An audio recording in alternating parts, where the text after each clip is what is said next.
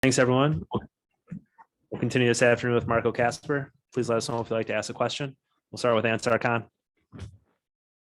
Yeah, Marco, just your first couple of days here, just what's the experience been like for you so far? Yeah, it's been great coming here, getting drafted by Detroit, by such a good organization. It's been great being on the ice with all the guys. It's been a lot of fun. And just what are you hoping to get out of a camp like this? I think it's called development camp. So I think it's like just taking in all the information we can get on the ice by skating skills and all, and then also in all the meetings with nutrition and all that. So just taking in information. And just what are some of the areas of focus for you as far as your game? What aspects are you hoping to improve on to grow over the next year or so? Yeah, I think it's details just on the ice and like off the ice too. It's good that what we learn here, and right now we're working on the ice on skating and all that. And I think I just want to get better at details and for sure get stronger and faster. Thank you. Art Regner. Marco, could you talk a little bit about, was it a difficult decision to go to Sweden to play and to leave your home in Austria? Or did you know, hey, if I want to be a professional hockey player, I'm going to have to, unfortunately leave my home country? Yeah, for sure. It was difficult decision to leave home, leave my family, but it's been, I think, a good decision to go play in a better league against better competitors. And that's why I left home. I've been to Sweden before, so it's been good there. How did your parents initially react? I mean, I know they're supportive, certainly, but did they ever say, hey, Marco, maybe you should reconsider, or please stay home? Or no, like you said, they're really supportive, I think, and they've always helped me. I can call them at any time of the day. So it's been really good, and they still help me a lot. Can you explain the SHL as a league a little bit? I mean, that from other Red Wing prospects that have gone over there and played in Sweden, they say that it's more of a stressing defense or being really reliable in your own end. Do you agree with that?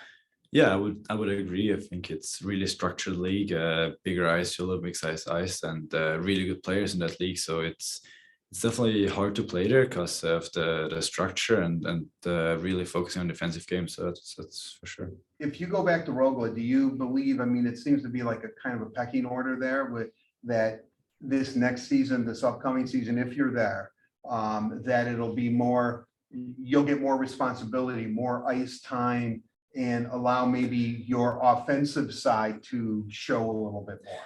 Yeah, I mean, I hope to do so. I think developed over the year, and I think we always have a really good team in Rögle. So I think just trying to fit into the team again, trying to do our best as a team, and take some responsibility too. Yeah.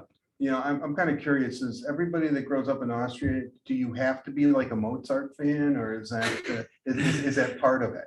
I don't think you have to be a Mozart fan. I mean, that's some time ago that he was really popular, but yeah, everybody knows him for sure. Like knows who he was. But you know, you have a teammate now, Amadeus. I mean, Yeah. You were destined to be a Red Wing, it sounds like. I guess so, yeah. Thank you. Thank you. George Malik.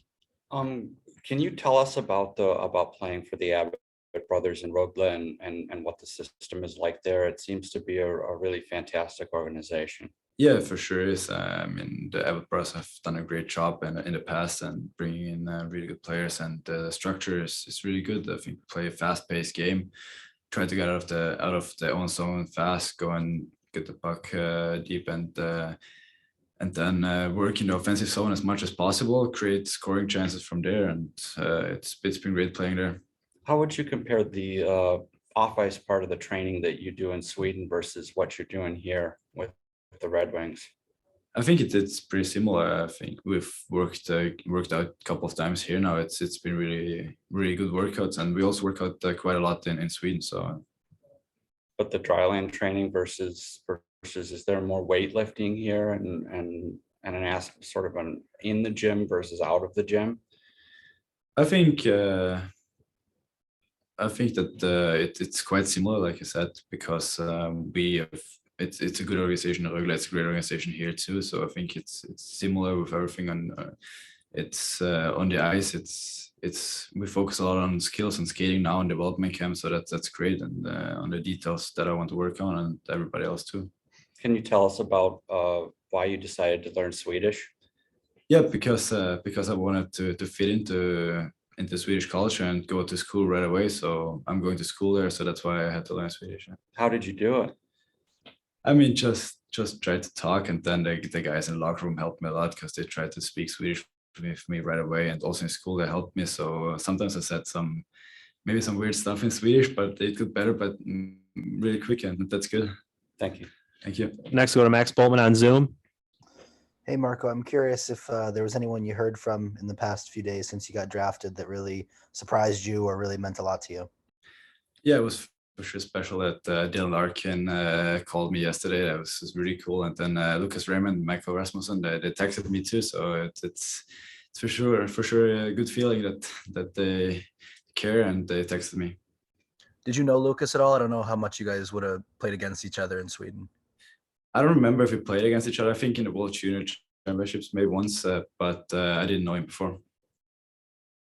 And then for you personally, like I think we talked a little bit about the draft, but when you got to play against juniors this year versus against men in the SHL and against and at World, where did you feel like your game was different in those different contexts? Yeah, I think playing in juniors, you have the puck on your stick more, and it's maybe not as structured as in on the men's level. So I think that changed a little bit over the course of the season when I played juniors or played men's world championships, for example. So that's one thing. Do you feel like I mean, when your game ticked up at the end of the year, I mean, did something click, or was it more just that your game's kind of suited for playoff hockey? Yeah, I think like the whole team played good in playoffs still, I think, and then also just playing competitive game, I think it helps too, and just I think sometimes it's confidence, gaining some confidence, and just going out there and trying to do your best. Thank you. Thanks. Last question, Bob Duff. Well, Marco, now that you're an NHL draft pick, are you going to get your driver's license? Yeah, I mean, I'm trying to get it right now, so you're not allowed to get it before you're 18 in Sweden, so I'm trying to do it right now. And I know we've heard a little bit about your brief fling in the movies. I guess, how old were you when that film was made, and how did that all come about? I believe I was around 12 years old, so me and my friends just went there to the casting, I think it's called, and just tried out, and I guess I did a right job, so got to be in the movie. It was pretty cool. Great, thanks. Thank you.